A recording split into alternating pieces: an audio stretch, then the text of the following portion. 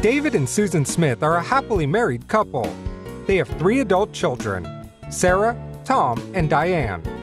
David and Susan know they need an estate plan, so they meet with their local attorney. The attorney, who is a general practitioner and not an estate planning attorney, recommends I Love You wills. What is an I Love You will? Upon the first death, the wills direct that everything goes to the surviving spouse. Upon the second death, the wills direct that everything goes to the 3 adult children in equal shares. Sounds simple enough, right? Susan dies.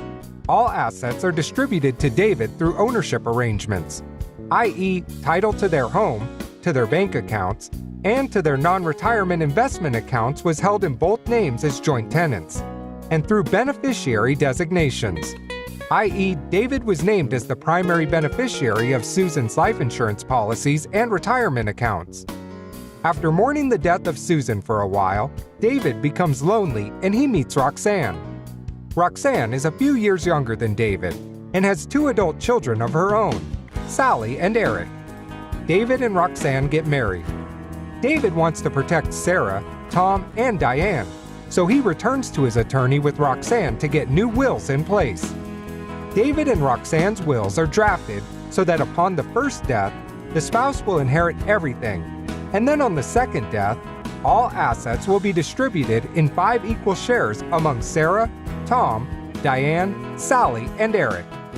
David dies several years later.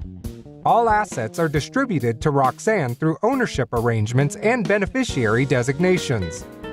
As the years go by, and as Roxanne gets older, she loses touch with her stepchildren and eventually sells her home.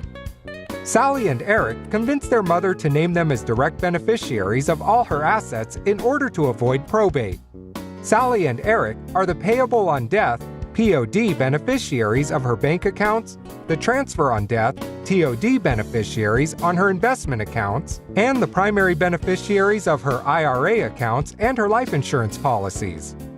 Roxanne dies. The entire estate is distributed solely to Roxanne's children, Sally and Eric, effectively disinheriting Sarah, Tom, and Diane.